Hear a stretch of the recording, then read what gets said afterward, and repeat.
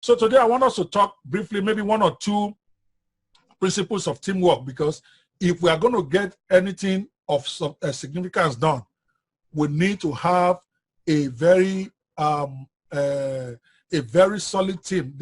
The strength of anybody outside, no matter how great they are doing, is the team behind them. Don't let anybody deceive you. If you don't have a good team behind you, you can't achieve much. It is everywhere in the world. When you see all those superstars doing great things out there, they have a team. Nehemiah did not build the wall in 52 days himself. I told you guys last time. He didn't even build any part of the wall. But he achieved the impossible. He built the whole wall of Jerusalem in 52 days because he's got a strong team. And his job is to keep getting them to do their work, motivating them, solving problems and all that. But the work is done by the team. Redeemed Christian Church of God is growing like wildfire because the GO has got a very good team behind him. The GO doesn't, I think maybe he pastors one church, maybe, if he's there. Maybe the one in camp, I don't know. But 500 and something thousand parishes is being done by a team. Jesus Christ, when it was done, he set up a team. So team must learn to operate well. And that's why we're going to talk a lot about the laws of teamwork. Today, maybe we'll share a couple of them. But I always feel it as a cardinal thing, just like the training we did on Tuesday, the one on delegation. It's always my number one thing I like to teach, because if you don't know how to delegate, you're going to arrogate all power to yourself, and then nothing is happening. The day you leave the ministry or you leave the job, everybody is stranded. We have learned that. Hopefully, you watch that video. If you are not at the training, for those of you just coming in, if you didn't watch that training we did on Tuesday, I encourage you to go to the church YouTube page and go watch it. All right. Today, we're going to be talking about laws of teamwork. All right. I'm going to share a few of them before our time is up. Again, our meeting, we try to keep it at 2 hours. If you are just joining us, we are starting with the second session of our training today. Every time we have a meeting of workers, we have 2 sessions. The first session is feedback about the ministry, administrative work. The second session is about training the workers to do their job better, to be better equipped, not just as Christians, but as leaders. Whatever I teach you, guaranteed, will always be relevant in your personal life, your personal business, as well as in your God business, because I don't see the difference between all three. Yes, we operate, even me, I make mistakes operating it as if they are different, but really they should not be. So we're going to be talking about the laws of teamwork, because if we're going to get this done, we need to work as a team. God has blessed us, sent us at the, I think so far, last time I checked on WhatsApp, we have, I don't know, 140 workers or 120. Let me just double check again. That is more than enough to take the world if we are working together as a team. But if we are not working together as a team, even if we are 1,000, we cannot do anything. All right, exactly. So I see over 130 people that God has sent our way as workers. Yes, a lot of them are not active yet. But like I said, if we have only 10% of them, that's 13 people. That's more than what Jesus had. Jesus had only 12, and he changed the world. So if we have only 13 people who are active out of that 130, we can take the world. But to do that, we have to work together as a team. So understanding the laws of teamwork is critical to your work at Cyber Embassy, to your work in any team you belong to. And if you have gone through this training again, learn it again. Every time I also teach it again, I learn it anew. Because sometimes everyday work, you forget some of these things. And then, just like when we taught on Tuesday about the monkey management principles, some of the part I've even forgotten. I'm the one teaching it. So I've gone back to basics. So they are called laws of teamwork for a reason. Okay, it's a law. So, and you know what happens when you violate a law. It might be unwritten, but every time you violate a law, there's a consequence. Same way, anytime any member of the team violates the law, there's a consequence for the whole team. So the first law I want to talk about is the law of the big picture. We have to understand that the goal is more important than the role. And basically what this is if a team is to reach its potential, each player must be willing to subordinate his personal goals to the goal of the team. Every one of you here have got goals. I mean, when I conceived this originally and I was thinking asking God and praying for God to send me people to help me. For some reason in my own mind, the people I thought God was going to send me are people who are not even involved in church at all. People who just want to help online, who want to minister online, but they don't even do church right now. But the people send me mostly are guys who are already even pastoring right now. Many of them have their own churches. Many of them are even general overseers of their own ministries, offline ministry.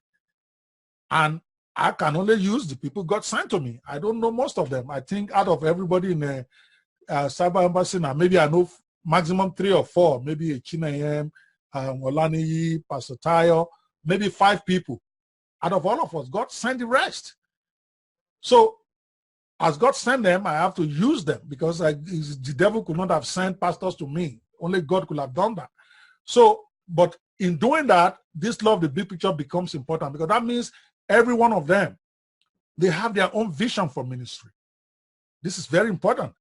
Take Pastor Chooks, Pastor Alex, Destiny, all of them pastor physical churches right now, or they are pastors in a physical church, which means they've got some kind of calling upon their life for their ministry. But they've chosen to come and join the Cyber Embassy of Christ at this moment in time. Like I always say, God sends some people for different reasons. Some of them are sent for only 1 week. Some of them are sent for a month. Some of them, the day we get inaugurated is the last day you see them. It's okay. God has a reason for sending people at all times. But while you are here, you need to understand that there is a vision for this ministry that you have chosen to join. So you have to be willing to subordinate, at least where it tends to clash with your work for us on this cyber embassy, to subordinate your personal goals for the good of the team, as long as you are still part of that team. This is very important. You must have the goal that we're going for is more important than the role. Also, when they make you a manager, a coordinator of a group and all that, it's just an administrative convenience position. Okay, the goal is more important than whatever role they gave you, because they made you a team leader for a group does not now mean somebody maybe who is not the leader says something and then you get upset, or you feel that somebody went over your head because they did something to help the team. No. As long as what they are doing is furthering the goal of Cyber Embassy, you have to figure out a way to live with it. You have to figure out a way. That's not to say, of course, I never encourage insubordination. I never encourage people stepping out of the structure to go and disrupt everything. But I evaluate everything based on how closer does this get me to the goal that God has sent us. So you need to understand the big picture. If you don't know what the goal is, you're just going to be shooting anyhow. It's like somebody who's playing soccer, doesn't know where the goal post is. He's going to be kicking the ball anyhow, which is why I recommended that every one of us need to read the Purpose-Driven Church book. There's a reason, because a lot of the stuff we're trying to implement comes from there. Yet it's not directly, because we are an internet church, and the Purpose-Driven Church was written 20 years ago for a physical church. So obviously a lot of the details will not be the same, but the principles are practically the same, the principles we are trying to implement. So if you don't read it, you can't understand the big picture. If you don't watch my vision, I did a vision statement, and I'm going to do a second one where I'm actually going to talk about visions and goals. Okay, I just modified it. If you look at our Facebook page, you will see there, I encourage every one of you to go to the Facebook group and read the description of the group. In there, I clarified the vision, the goals, the expectations, and all of that stuff. It is absolutely important for you to understand that, because if you don't, you're not going to get what the big picture is. So that when we are moving, you are moving in another direction because you don't even understand what we are doing. So I'm begging you, if you are a worker here, you need to understand this law, the law of the big picture. The goal is more important than the role. And you need to know what the goal is before you can even play any role. So I encourage you, number one, go read the vision statement of the church on the Facebook group. Go watch my video where I explained it. It's like a 20 or 30-minute video where I explain it. Go make sure you watch it thoroughly, you understand it. And if you don't, ask questions. And number three, you need to read the book, The Purpose-Driven Church. Those three things are what will help you to understand the big picture of this ministry. Because the big picture is for us is something that I'm not going to compromise for anything. I'm not about doctrines. Where doctrine will stop me from following the Great Commandment and Great Commission, I'm going to drop the doctrine. It's not a contest. But if you don't understand that, you're going to be quarreling with me when I do some stuff that are doctrinal in your own eyes. But if you know from day one that this church, we're not going to put doctrine over practicing the love of Christ or practicing love your neighbor as yourself. Once you get that, you're not going to be shocked when I do some stuff. You're not going to be shocked if you read what I said, because some of you still come to me and you're talking to me about how I will go and do something offline. Somebody was chatting with me yesterday, one of the managers, and was talking about how we are talking about how to do this, who wants to be a disciple on the internet. And he was telling me I will go and rent a studio and invite people every Sunday. I'm like, what are you talking about? This is an internet church. Anything that cannot be done on the internet, this church is not interested, or this church is not going to do it.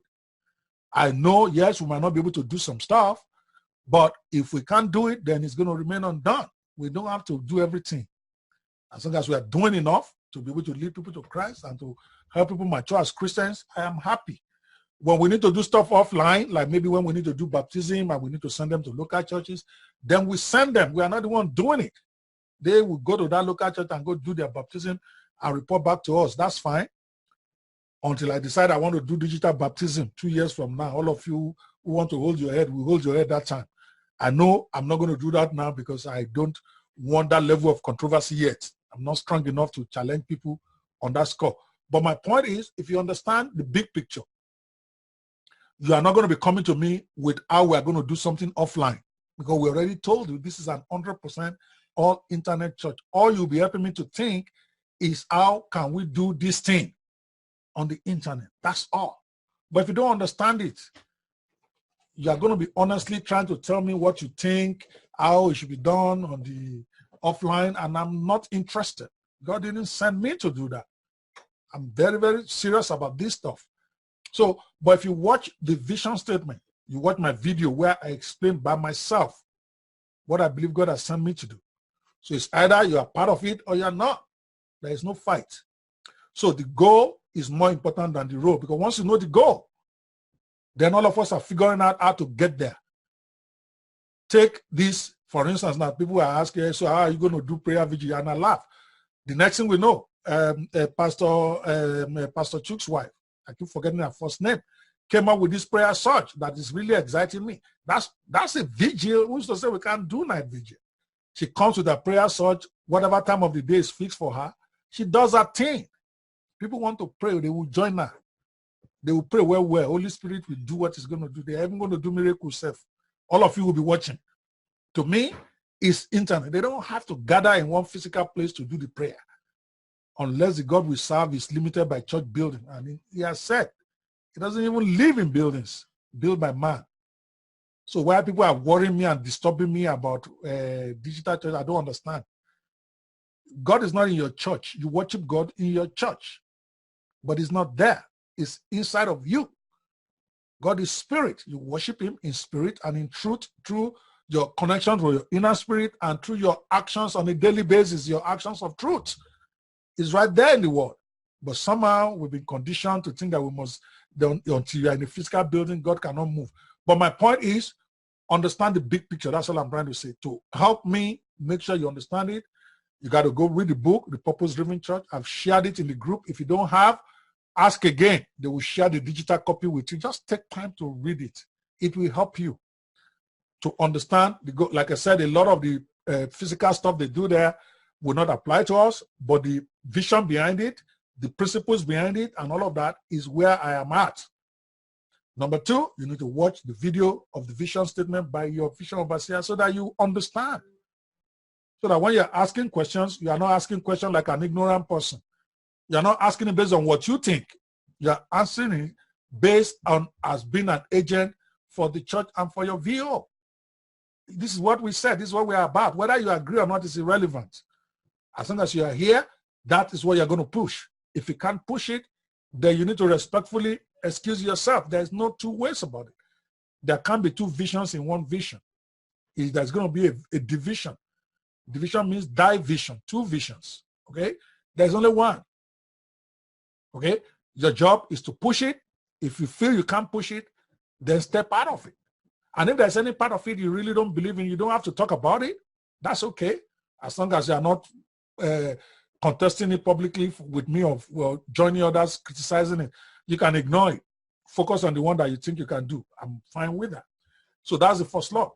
Everybody in the team. And when you also have somebody on your team, they must understand the big picture. Take Eric now. He's got the social media group. He needs to make sure they understand his big picture. Where is it going? We want to saturate social media with the word of Christ. Any which way we can. By video, by banners, by text. Let us bombard the place. That's your vision.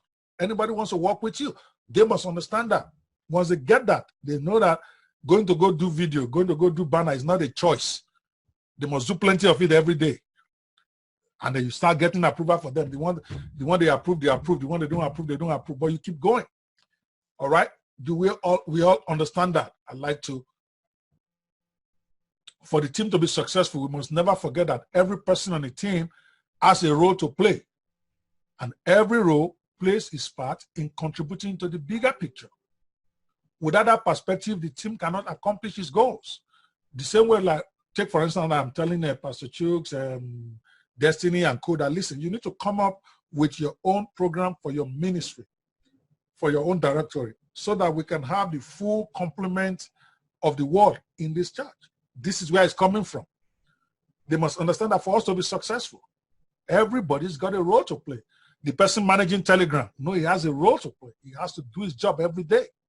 The person managing Facebook group knows that he has to be there all the time. The person that is managing Instagram knows that if I don't play my role well as an Instagram manager, then everybody on my team can suffer the consequence of it. Are you following now? That is the law of the big picture. That it's not about you. That everybody else on the team is depending on you as to get the full picture together. All right? So winning teams have players who put the good of the team ahead of themselves. They want to play in their areas of strength, but they are willing to do whatever it takes to take care of the team. They are willing to sacrifice their role for the greater goal. In other words, if going to go create banner is what I have to do to make things work, that's exactly what I'm doing. I mean, I've been known to do so many stuff that should not be at my level, but we all have to make a sacrifice to do what we need to do. If somebody's not doing their job well, and you know how to do it, don't say, oh, it's their monkey, you're not going to help them to feed it. Step in with the full knowledge that you are helping them to feed their monkey, then do it well as if they are the ones doing it. Don't do it half-heartedly. Don't try to show off the other person so that the viewer can see that you are the one that is working very well. I hate that anywhere I am. I hate eye service. I don't like anybody trying to show off to say that, okay, I'm the one working. Just work. God is the one that recognizes all of us. Help somebody who is slow. Help a team member that is not moving at the strength that they should. Rather than you looking down on them, help them to get better. That is the law of the big picture. They teach this in the army, where when you join the cadets, they send a team, maybe a team of 7, and they say you have to go on you run a race, okay, maybe 5 miles. But your team has not crossed the finish line until the last member of the team has crossed. And then the team that loses maybe is the one that's going to do the shots for the whole team for the next 1 week. So as you start running, your smallest, the person that is slowest, all of you are trying to help the person. Because as that person, and we're going to see it when we get to the law of the chain. All right, we're going to find out that for your team to win, you have to help everybody to be at their best. The ones that are weak, you help their weakness. The ones that are strong, you tap into their strength. That is how you get stuff done. Okay? So there is a teamwork thought that I want you guys to think about. When you see the big picture correctly, you serve the team more effectively. Once you know where we're going, by paying attention to what the leader is saying, whether myself for the big picture or yourself on your own team, motivating people behind you. You cannot have people who don't understand the big picture in your team. They're just going to drag you back. So you have to keep training them. You have to keep redirecting them to why you are here. That is why some of you in your WhatsApp groups, you want to keep reposting the vision of your group, what you are trying to accomplish. Because people come in, I don't know if you guys are aware of that. If somebody just come into the group, He's not going to see what has been posted before. That's the way WhatsApp works. So many people have come after you have shared vision. They don't even know what you guys are talking about. So every once in a while, you have to reshare it so that those who just came in can see what it's all about. And if you have rules, every once in a while you repost the rules. If there are decisions that have been reached, every once in a while you repost it for the benefit of those who are just coming. All right? You know, I don't do this time without having a group discussion. All right? Because we are calling we're calling out this initiative Team Nehemiah. Because we want to build something massive in the next 1 year on this internet. 1 million member church. That's our goal, 1 million. That's where we're going. Right now, I think we have 262. It looks impossible, but Nehemiah did it. So why can't we not do it? So this workers team is being rebranded as Team Nehemiah. Your job is to do the impossible in 52 days. And I mean, 1 year. See, we are not even using 52 days. God is giving us a year to get this done. Okay? So what I want everybody to we are going to answer this question. What are the things you are not doing now that you begin to do to show that you understand the big picture? Right? I'm going to stop sharing and then come back. And I'm going to take you one by one. Don't run away. Don't tell me you ran out of internet. Okay? We are going to talk about this now. So what are the things? I want to post the question there so that everybody can see it. Even those of you are just coming in. What are the things that you are not doing now that you will begin to show, you will begin to do to show that you understand the big picture of what we are about? Who wants to go first? Wow. Wow. I'm live online now, but yeah, my son just gave me a beautiful ritual. Look at it. Oh my. I hope you are giving me not just to look at it. Okay, I'm keeping it. It fell off. No, I mean, we'll talk about this later. I'm live now. Oh my gosh, it's good. All right, so guys, who wants to go first? Now I'm going to, how do I unmute everybody? Yeah, 52. Oh, Destiny, you see? This Destiny's got ideas. It's just that sometimes it just forms my hand anyhow. He's saying that we've got 52 weeks. Okay, they might have 52 days. We have 52 weeks. Thank you. I got that. 52 weeks to turn the internet upside down. How about that? Team Nehemiah. I'm going to do a banner on that. Okay, Team Nehemiah, 52 weeks to turn the world upside down. I will put our objectives there. Okay, but this is the question on the team now. What are the things you are not doing right now that you will begin to do to show you understand the big picture at the Cyber Embassy? All right, how about that? Let me unmute everybody. I don't even know how to do. Okay, unmute. All right, who wants to go? If you want to go, let me know. Just type in, put on your video. All of you are running. Okay, if you're even not going to be on video, let me know. Okay, let me unmute everybody. How do I do this? Okay, mute. Yeah, I have something to say. Yes, Destiny, go ahead. Okay, yes, for me, what we're not doing now that we ought to do. I didn't say we. That's not the question. What are you? It's a singular question. Okay. Yes. Okay. Speak for yourself. Okay, I was speaking for my directorate. No, yourself. Yeah, yourself. Okay, so what I'm not doing now that I ought to do in my directorate is basically to formulate Christian worship programs centered around music. They are centered around music that would interest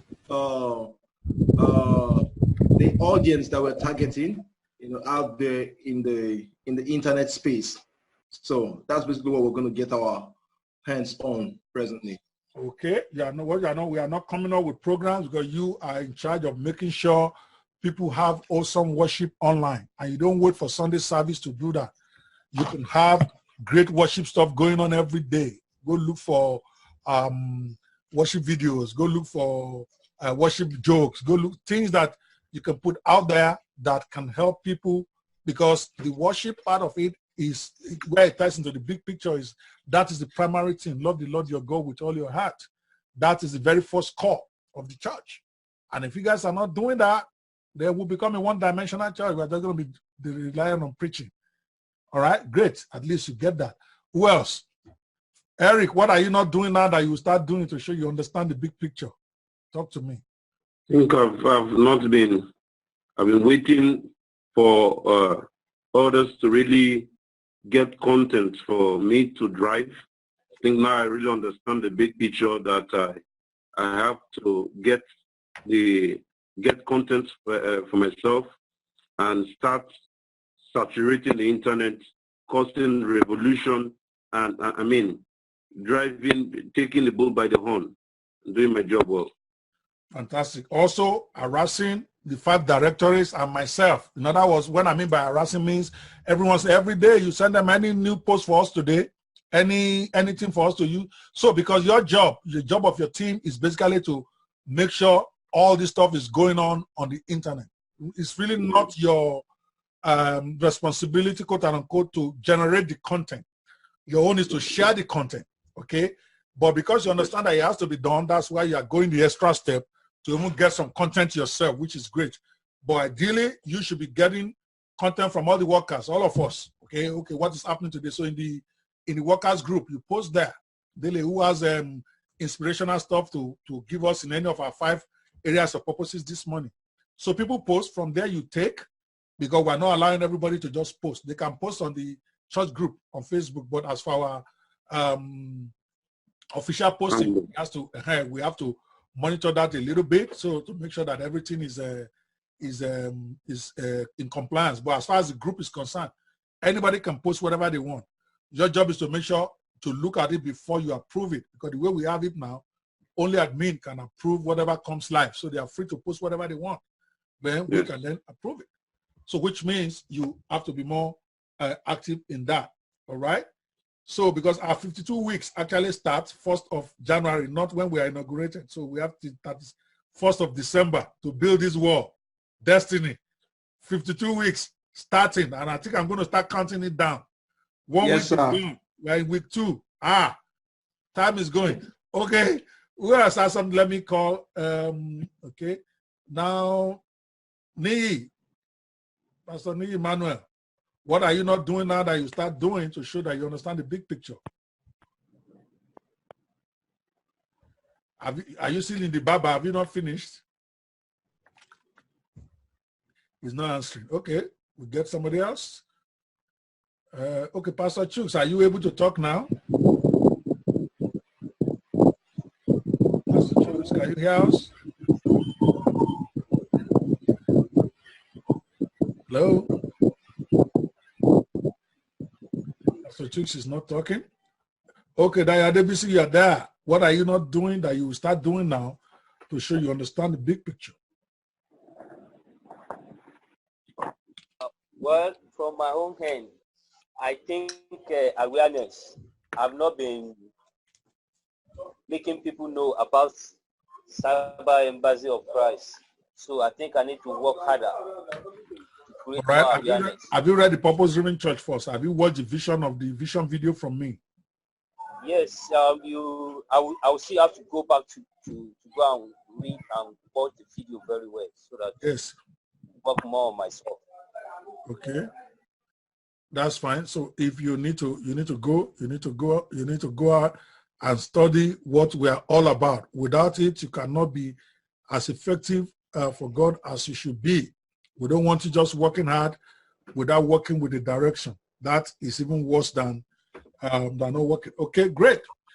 All right, I will leave that for now. Let's go to the second law. Okay, we have plenty of time. So the second law of teamwork. Oh, sorry here. Let me share back.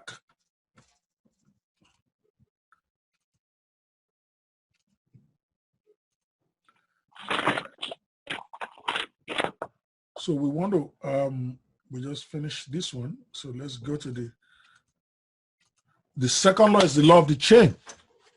The team, and this one, I really want every one of you to pay very close attention to this, because it says the second law of teamwork is the law of the chain. The team is only as strong as its weakest link. As much as any team likes to measure itself by its best people, the truth is that the strength of the team is impacted by its weakest link. When you have your belt does not cut where it is strongest. It always cuts into two where it is weak. This is very important. So if things break down at Cyber Embassy, it won't be as a result of those who are strong. It will be as a result of the weakest link in the chain. For instance, now we have a comprehensive chain as represented by our organogram. And in that organogram, we have the 5 directories basically holding the 5 areas of the church together. Okay? If any of those directories are not strong enough, that is where we break. We're not going to break at the areas that we are strong. That's what this is saying. The team is only as strong as its weakest link. You need to, once you understand that, it will govern a lot of stuff that you're going to be doing, because you're going to be conscious where your chain is weak, and that is where you patch it up. Imagine where you have your belt and your belt start falling apart on one side, you're going to go patch it up or go change the belt. Or if your trouser is tearing a little on one side, okay, you know that is a weak point of your dressing.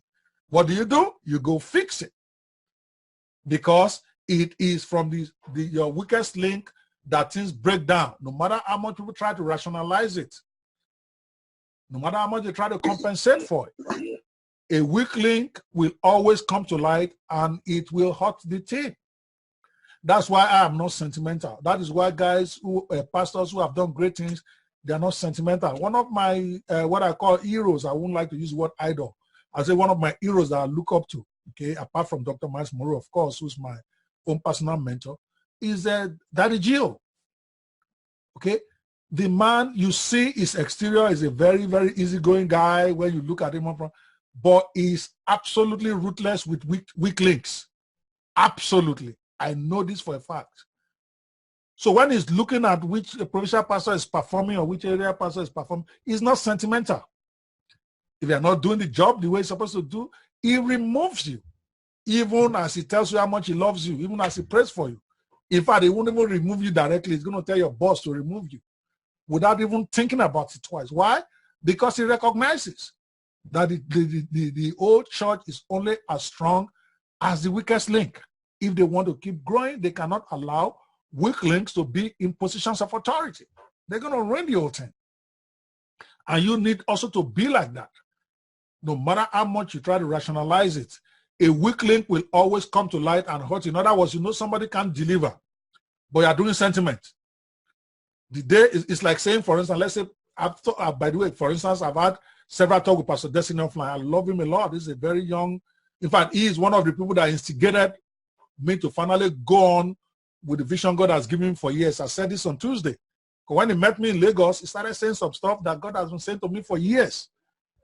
And I said, wow, that how else will God come down to heart if it's not to send this young man to come and remind me what he just told me 2 days ago, what God just spoke to me about a week ago. Destiny didn't even know that. He was just talking to me. So I love him a lot because he's been a very big instrument to the whole of the Cyber Embassy starting. But I warned him 2 days ago. I said, if you don't shape up, I'm going to push you to the back. I don't play. Because if he is not doing his work well, the chain is going to break. And I don't do sentiment with God's work. I told him, you want to have a meeting. You are a director. You cannot go and have a meeting where your background is not clean. I'm not going to put you to the wall to say to come and take part in the Sunday service when I'm seeing dirty walls behind you. Go look for background like this. I gave him links to go do it. He hasn't done it. Guaranteed, if he doesn't have it by Sunday, it's not going to be on my program. There is nothing sentimental about it. Why am I saying that? Because if I allowed him, let's say, for instance, Pastor Chus got his own done, I got my own done, Alex got his own, everybody got there, but he didn't do his own. Guess what? When we put him out there, most of the people are going to rate us by our weakest link, not by our strength. If they start seeing dirty walls behind somebody's ministry, they look at it, what kind of church is this? They call themselves an internet church. At least they can do better. That's what I mean by weakest link. Or let's say he's supposed to put worship together. We agree on this, how worship should be done. To his credit, though, he's done a great job on the worship team now. He's always in touch. He's getting it and he's working hard at it. I'm not just trying to put down destiny here. I'm just using him as an example because that's how I am. Okay, I'm a very practical teacher. Okay, so let's say he's in charge of the worship team. He's supposed to pick, for instance, what we call Sermon Spice. That's supposed to go as part of the program every week. Sermon Spice is supposed to be like a 2 or 3 minute video that will play before I come to teach, or whoever is coming to teach will teach. Let's say he didn't go there. Of course, he did it because he showed me yesterday already. But last week he did not. And I warned him. I said, no, you got to step up your game. Because if our worship keeps going down in terms of value, then your church program, very soon nobody's going to watch it. That's what I mean by you cannot afford to have a weak link, because a weak link is where you break down. Or let's say he does his own part well. Then I come to the church service unprepared. I don't even have my notes. I don't know what I'm going to say. Then I get then maybe they did a great worship. Pastor Tolu did a great welcome. Maybe Pastor Chus did a great introduction. Then it comes to the time for you to preach, and then you are rambling like a man that doesn't even know what he's talking about. Now I ruin the work for everybody. I ruin the work for an Eric that probably has gone out of his way to get people to come to the church service, because that's their job. On Sunday morning, they need to hustle the last 1 hour before time to keep sharing the link. We are going live in 1 hour. Everybody, let's go there. That's their job. So maybe he does his work well. Gets 100 people to log in to try to watch the live service. Then he gets to the pastor place and I'm rambling. Okay, now I've ruined the work that the whole team is doing. The team is only as strong as its weakest link, which means you need to be conscious of that as a leader. And I am very conscious of that. When I say weak link in my inner team, I always warn them. I give them 2, 3, 4, 5 warnings, and they're gone. Not because I'm mean or hard or anything like that, but because I recognize that the work of God, or any work, whether it is your church work or whether it's your business work, whether it's your law office work, you are only going to be as strong as your weakest link. Take, for instance, now, let's say in my law firm, and I've had this experience before, you have somebody, a paralegal, their job is to make sure that all the documents you are going to submit in court is in the file, to double check it before you leave for court. Let's say I spent so many hours studying, getting everything ready, my client is ready, my client is prepped, my client has paid his fees, and I've done all my research and I'm ready to go. Then we get to court and the person has forgotten documents at home. We lose the case. As simple as that. It doesn't matter how well I have prepared. It doesn't matter how well my client is ready. The chain breaks at its weakest link. So if the person has that penchant, and because I'm sentimental, and because maybe the person has been with me for years, I want to say, okay, let's just keep looking at him. Then I keep losing cases. That's what it means when it says no matter how people try to rationalize it, no matter how they try to compensate for it, a weak link will always come to light and hurt the team. So you can't be sentimental. You don't want to be the weak link, and you also don't want to tolerate weak link. Because some of you are weak links right now for Cyber Embassy and you don't even know it. God is sending us 140 or 160 workers. Maybe you're a ministry director and nothing is happening. You are not taxing them to do work. You're not giving them jobs to do. You are just doing everything by yourself. Then you are a weak link. It's like me, if I'm not giving my purpose directors targets and assignments and all that, then I become a weak link because they are watching me. So how do you identify the weak link in your organization? This is important. This is how you recognize somebody who's a weak link. Somebody who cannot keep pace with other team members. They're too slow. They can't move as everybody is moving. That's a weak link, and I'm going to tell you what to do about them in a minute. Somebody who doesn't grow in their areas of responsibility. Again, this is huge. This is a weak link is somebody who doesn't grow in the area, in his area. Oh, no voice. You can't hear me? Can you guys hear me? If you can hear me, can somebody say no voice? If you can hear me, can you just put in a 10? Interesting. Nobody can hear me? Oh my gosh. But my voice is okay. If you can hear me, can you type something? Okay. So okay, maybe Pastor Chooks can't talk where he is. Okay, I think that's where he is. I think he says he can't talk. Okay, that's fantastic. So we are talking about how to identify the weak link. But Pastor Chooks, if you can hear me, that's okay. Just type that you can hear me. That's all you need. If you can, I can understand if you can't talk where you are. But if you can hear me, please give me a 10. All right. So we are talking about how to identify the weakling. Somebody who can keep pace with other team members. Someone who doesn't grow in their areas of responsibility. None of the, but I know, take Eric, for instance. None of us know anything when we started this. All of us are trying to grow, to try to learn it. But let's say he doesn't keep training himself. For instance, how to grow the Facebook page, how to help the person in Telegram to start growing it better, or how to do Instagram better. Then it becomes a weakling because he's not going to be able to be maximizing the opportunity God is giving us. That's what I mean by those who are not growing in their areas of responsibility. Whatever responsibility you have been given or that you took, you need to learn how to increase your knowledge there. You Google, you buy training materials, you go on the internet and look for it. That's what I do. I don't know all these things myself, guys, but I try every day to grow. I try every day. How can I do better as a vision overseer for this thing? How can I? That's why I bought all those books that I keep telling you about, guys, that I bought. 4 of them now, right here. Okay, as you can see right here, it says the social. I don't know if the camera is showing this. It says the social church, and then the social media gospel. And then I have 2 more here. I bought them. Why? Because I want to grow in my area of responsibility. I know Holy Spirit will show me, but I also need to study myself approved. So the same way with you, you need to keep growing. Somebody who doesn't grow in the area for responsibility is a weakling. Somebody who does not see the big picture. In other words, they don't even know what we are all about. All they see is their own narrow thing that they are doing for the church. They don't see the big picture. They don't know that the church is bigger than just them doing their banner. They don't know that, okay, they are in charge of prayer, that the church is way bigger than just prayer.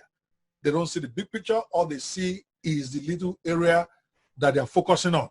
Then they become a weakling. A weakling is somebody who will not work on their personal weaknesses. All of us have got personal weaknesses. All of us, from A to 10, from A to Z. But how somebody becomes a strong link is they keep working on it. Some of you, maybe your weakness is knowing how to do social media. Okay, but you have to keep working on it. You can't keep saying, I don't know how to do this, I don't know how to do this. Then you are not trying to work on your personal weakness. Maybe it's your weakness ability to pray. Then go learn how to pray. Go listen to prayer warriors. Go watch videos of prayer warriors. Go speak to prayer warriors. Maybe you don't know how to teach, and every week you have to teach. For instance, I've made it compulsory for all 5 purpose directors to have a program. Maybe some of them have never done program online before. Maybe they are even terrified. They don't know what to do, but they have to start anyway. But then they keep improving. The first one might be a disaster. So what? It don't mean anything. People have failed more than 70% of what I ever attempted. But I'm still seen as a champion by many people. Michael Jordan missed more than 50% of his shots, and yet is considered the greatest basketball player of all time. Tiger Woods is considered to be the best golfer that ever played. But people didn't understand that he won less than 25% of the tournaments he entered. In other words, he failed 75% of the time. Yet he's still considered the greatest of all time. So it don't matter whether you fail with your first broadcast or second one or third one or fourth one. It's irrelevant. The important thing is, are you working every day to be better? So if you are not doing that, then you become a weakling. You might have logged in for the first time, for instance, to StreamYard. You don't know how to use it, but you are not trying to learn how to use it. Then you become a weak link. Whatever your weakness is, and you're not working on it, you become a weak link. Someone who will not work with the rest of the team. That some of us that are just too individualized. We think we're better than everybody, so we don't want to work as a team. We don't want to work with members of the team, or we are nervous, or we are uncomfortable working with other people. But you sign up to work as a team. You have to work on that. You have to keep developing that. If you're not doing that, then you become a weak link. Someone who cannot fulfill expectations for their area of responsibility. These are people that no matter what they do, they cannot deliver. Like I always saying, a good leader needs to understand that that not everybody will be able to deliver some. They might even have the best of intentions. They might love you to pieces, but they can't deliver. So you can't leave them there. I'm going to tell you what to do with them. I always say that, for instance, if you look at the parable of the sower, okay, when Jesus told that story, I don't know how many of you really got that part. He said when he went to sow, some fall among thorns, some fall on the rock, and all that. We get all of that, that those are bad seed. But he said some fell on good soil. And I need you to pay attention. One day I'm going to probably preach extensively on that. He said some fell on good soil. Those who fell on good soil, some of them gave 30-fold, some 50-fold, and some 100-fold. What does that mean? It means that even the best soil, some good soil, cannot give you more than 30% or 30-fold return, no matter what they do. That's their maximum ability. Some soils can give you 100% return. Some can only give 50, no matter if you like, kill them. They love you to pieces. They love God, but all they can give is 50%. You as a leader, it is your responsibility to identify the maximum ability of those who are around you, and don't expect more. If you need more in that area, put somebody else. There's no point flogging your head and say this person is a loyal person to the ministry, this person, and then you keep putting them in situations that they can't deliver. That's a weak link. Give him a responsibility. You know he can do it. He's tried his best. He can't do it. That's a weak link, and you have to deal with that. This is how you deal with weak link. The truth about teams, it is a mistake to think that everybody belongs on the team. You need to get this. Some of you probably, and again, remember when I'm teaching, I'm not just teaching about the cyber embassy, I'm teaching about life. I'm teaching about your business life. I'm teaching about your current church where you pastor. I'm thinking about groups that you lead right now. It is a mistake to think that everybody belongs on the team. I'd never make that mistake. Because the truth is that some people do not belong on the team. Just like this cyber embassy, some people do not belong on the team. Let me tell you why. Not everyone will want to take the journey with you. There's some people that don't want to go where you are going. So they don't belong on your team. You can't force them on your team. You shouldn't even allow them to be on your team. They don't want to go where you want to go. They have their own ideas about where they want to go, which is different from where you want to go. So they don't belong on your team, no matter how much you want them to. So if they come your way and you take them, then you are making a mistake, because not everybody belongs on your team. Not everyone should take the journey. There are some people that should not take the journey you are going. Take, for instance, people that are dogmatic about religion. They shouldn't take the journey with me. I'm not going to let them do that, because they are anti the purpose of this thing. And I'm not saying they are wrong. I'm not even saying they're bad.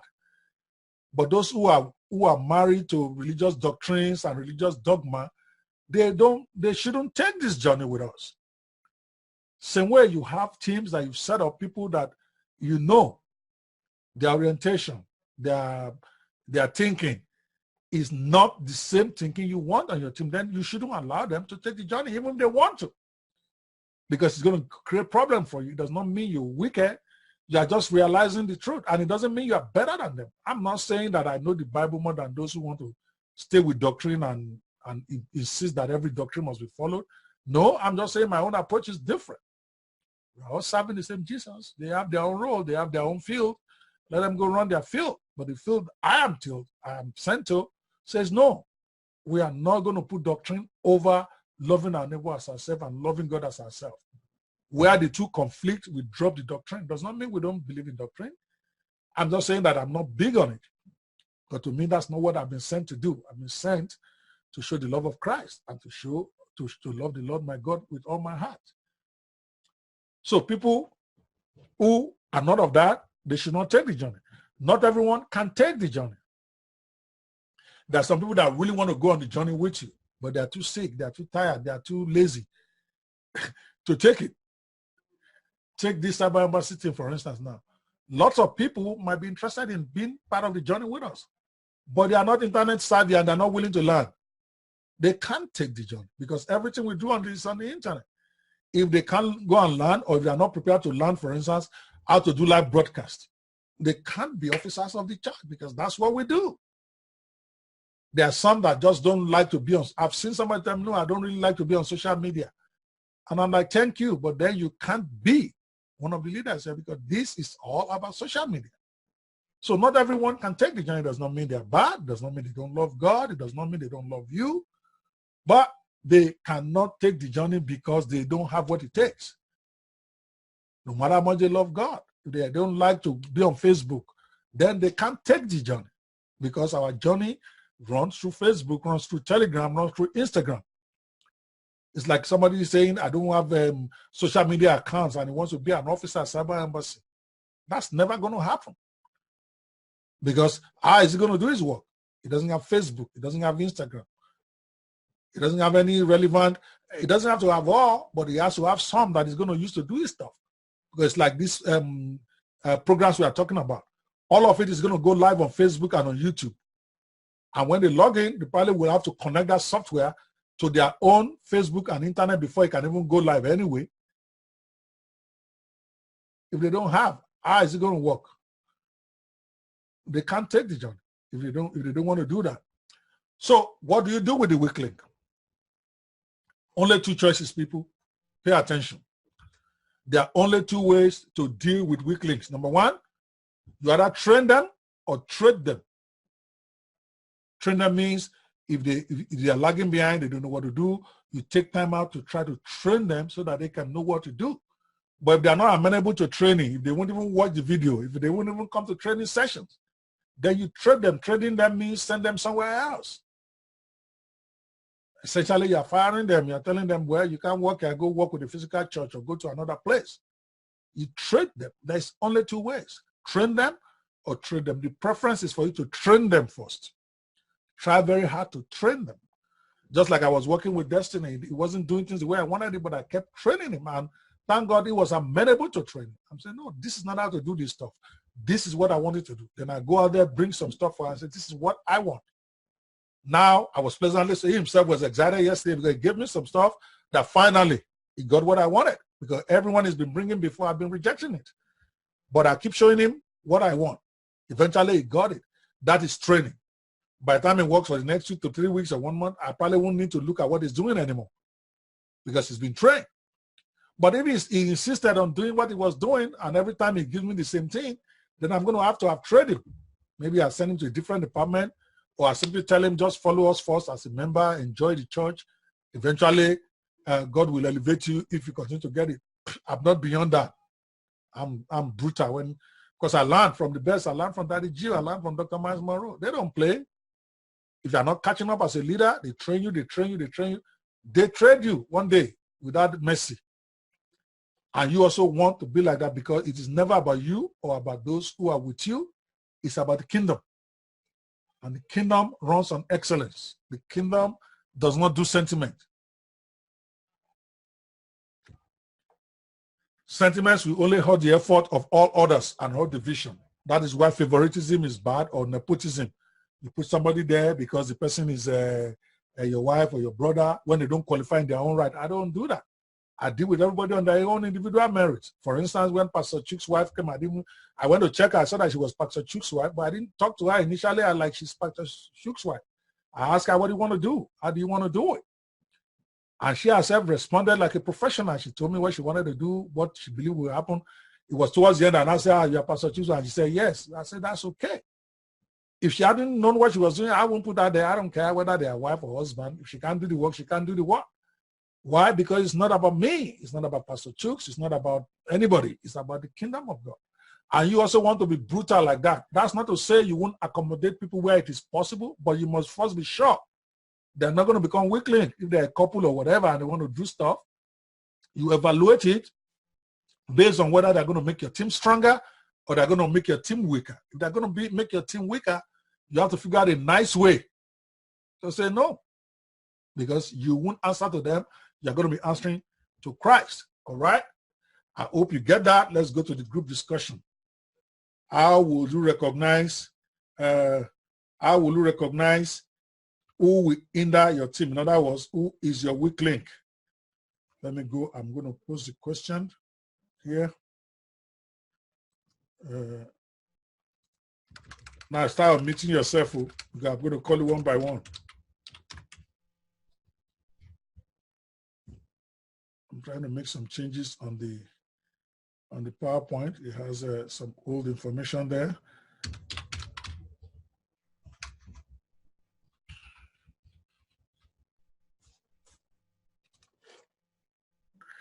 All right, the first question I'm going to put 3 questions here, and then we're going to take it one by one.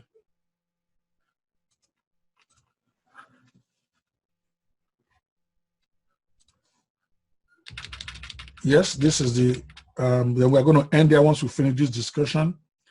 So, so the 3 questions here, I'm going to take the third one first. How do you recognize people who will hinder your team? In other words, how do you recognize the weak links in your team? Yeah, guys, who wants to go first? Okay. Yeah, sir. Yes, right. Now, a good way by which I can recognize the weak links in my team is simply to identify those who are passive, those who are not active in the WhatsApp groups. That could give off that they're weaklings, they are laid back, you know, they're not really... Not necessarily. Good point. If somebody, let's discuss that. If somebody is not active in your group, that doesn't necessarily make him a weakling because he doesn't have a responsibility. So if he doesn't do anything, it's not going to take, for instance, we have the 130 or 140 workers on the WhatsApp group. Most of those 90 people that have never said a word, they are not weaklings because they've not done anything. They've not accepted anything. They've not signed up for anything. Are you following me? A weakling is somebody in your organization who is not living up to his own responsibilities. If somebody is a worker on your team but doesn't have any responsibility, you can't really say it's a weak link. You have to now give them responsibility. If they can't now do it, then they become weakling. Try again. Do you understand why somebody who is not is different if they have a role that has been assigned? Then they are not doing anything. Then they are weak link. But if they've never taken up any responsibility, they're just there. They're really not part of the team doing stuff yet. I don't know if you understand that. Yes, sir. Okay, so tell me, how will you recognize a weak link on your team? Okay, basically, once I start giving them individual roles and with deadlines, those who consistently do not meet up with the assignments and deadlines, they actually form the weak link, you know, in my team. All right, fantastic. All right, somebody else. Come on now, I need somebody else to talk. Who else wants to volunteer? Let me start calling her. Chinaye, how will you recognize the weak link in your team?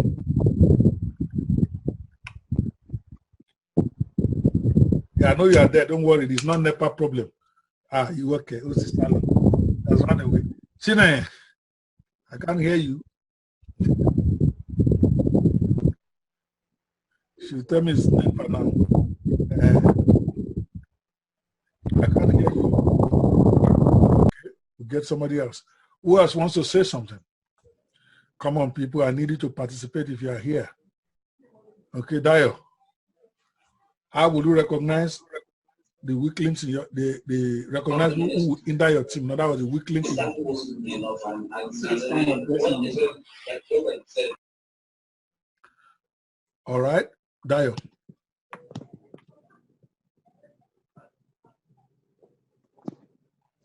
Can Dio hear me, or is Dio refusing to hear me now? That's a weak link here, you know. Okay.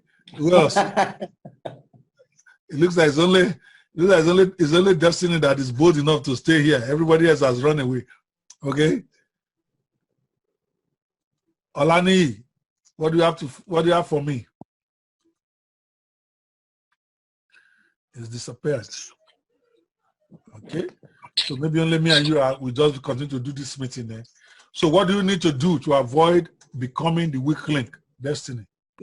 Okay, basically it's to train them first, and that has to do with first aligning. You're not listening to my question. I didn't say them. I said, what do you need to do to avoid becoming the weak link? You. Okay, so, oh, sorry, sir. Mm-hmm. Okay, I just have to be up and doing with my responsibility in Gaza.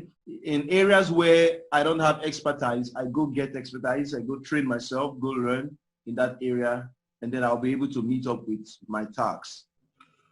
All right. You avoid becoming a weakling by improving on your knowledge of your task, whatever it is you need to do, by continuing to watch your weaknesses, the things that hold you back, and to keep working hard to make sure that you deliver on the expectations of your department is very clear. All right. So, okay, Manuel said he can't talk where he is. Again, guys, if you are going to be attending workers' meeting, there's no point coming to workers' meeting where you can't talk. This is not a webinar. All right. And it's not like a church service where you can just watch and enjoy. This is a workers' meeting. Workers' meeting means everybody. I don't know how people do your workers' meeting. No. Maybe only your pastor comes here and talk. But my own workers' meeting, everybody gets involved. Everybody gets to ask questions. Everybody gets to answer.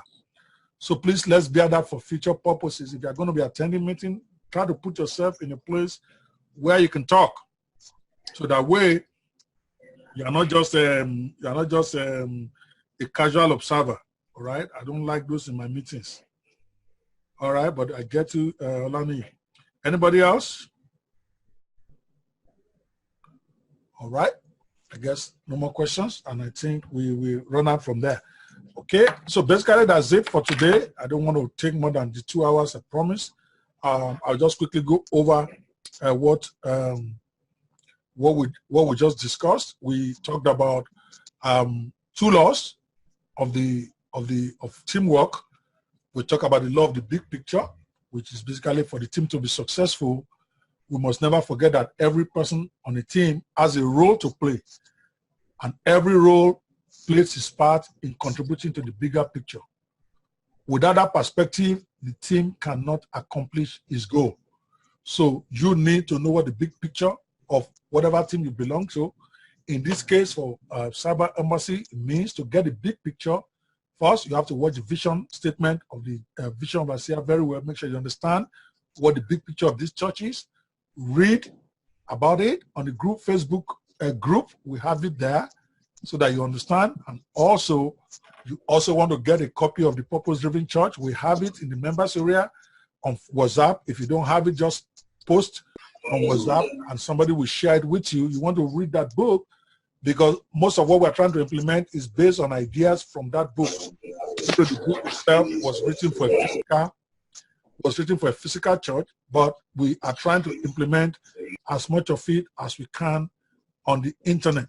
So that is how you avoid, that is how you get to understand the big picture at Cyber Embassy.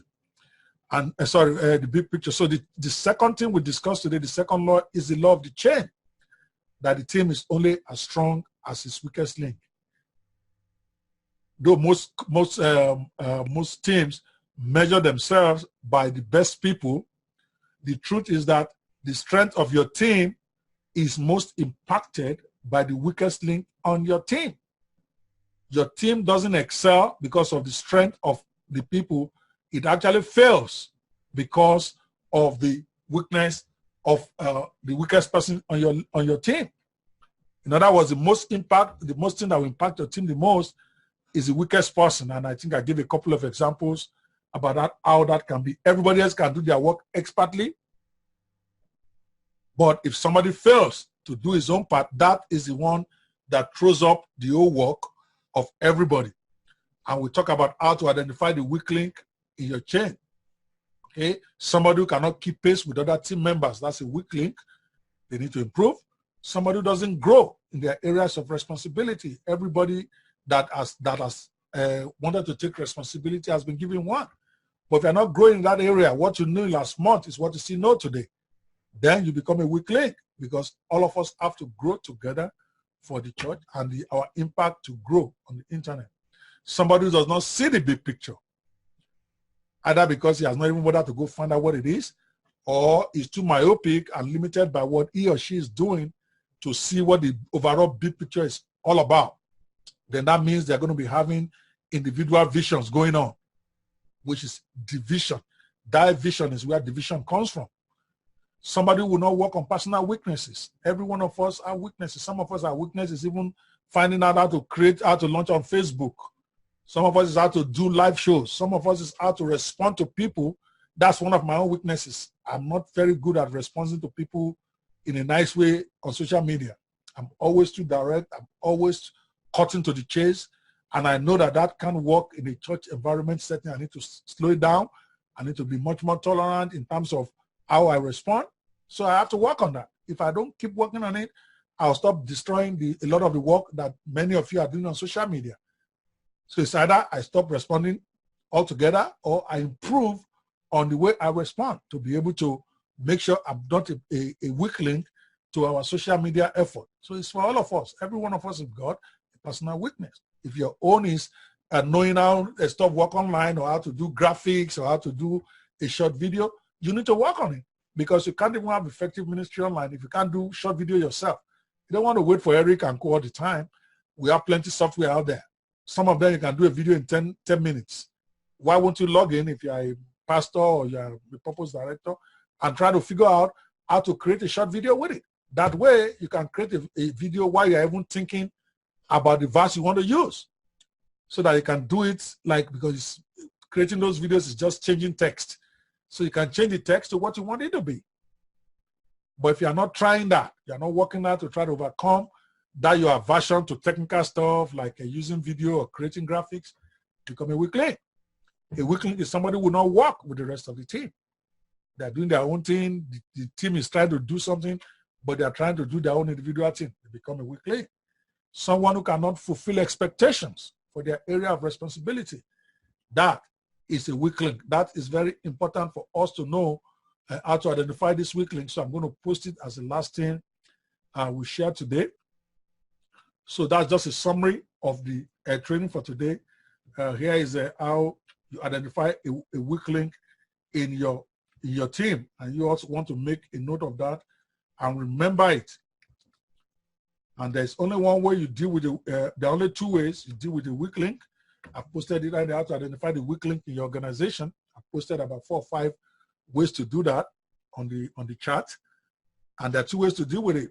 You either train them, which means you keep training them to do it better. Either you're going to do a short video to show them what you want if they're not doing it well, or direct them to resources that will help them do their job better, give them tools to do it. Basically, you're trying to train them to do their work well. But if they still won't do it, either because they won't go and do training or they're just not getting it, then you need to trade them. That means you need to move them to a different department or you need to remove them entirely. You don't do sentiment with the work of God. You don't do sentiment in your business. If you want your business to succeed, you have to make sure everybody is improving their strength on your chain so that they don't break. That's it, guys. That is the training for today. I want to thank you guys for all coming to the training today and the staff meeting. It is important and that we do this. We are doing it twice a day for the month of February. Then, like I said, from January rather. From February, we are going to go to once a week. We'll still do 2 hours, 1 hour for discussing about the church and stuff, then 1 hour for training. The idea is that if we have 52 weeks to saturate the internet with 1 million members, we have to train ourselves to do it. We only have 263 now that we say members who signed up. Yes, we have like 15,000 followers on Facebook, but those are not members as far as I'm concerned. Liking our page does not make them a member. A member is somebody who has filled out the form, who has said, I want to join Cyber Embassy. And right now, I think we have like 260 something. That's not bad for a church that is less than 1 month. But we have to keep training them. At some point, we're going to do class 101. Then we know those who are really the certified member. Right now, everybody who signed up is considered a member. But we're going to have certified members. Those are people who have done class 101. Those are the ones that get benefits of membership, like a free scholarship to our Internet Business University, where they can train in all our courses for free. We sell those courses. But right now, God has blessed us with 260 people. We are going to 1 million. I don't know how we're going to do that. But the way to do that is for us to keep training ourselves. 12 months looks like a short time, but there's nothing God cannot do. All right, guys, I appreciate you guys for coming today, and I pray that the Lord himself will continue to strengthen you, encourage you, and he's one that can reward you. I cannot reward you. I can only do earthly reward, which I'm going to do enough of that. I'm actually making some T-shirts now. Hopefully, the first set of people to join us, I'm going to get them those t-shirts for free. They are going to show them where they're going to go download it, or rather where they're going to go order it. We'll pay for it. I think it's like about $15 or something the church will pay, and it can go. So I can recognize and reward you every once in a while, but my own is irrelevant. Only God. That's the one you want. Like those of you are doing prayers, whether anybody recognizes you, God sees you. God knows that you are doing that training and that prayer thing. God knows that you are doing that social media thing. God knows that you're encouraging people, even if nobody does. And that reward is the one that is important. But either way, I still thank you for coming in, for answering the call of God to come in and help me actualize this vision. We have come far in 3 weeks, but I know God is going to take us far. The Lord bless you guys real good, and I look forward to chatting with you guys in the members area. Stay blessed.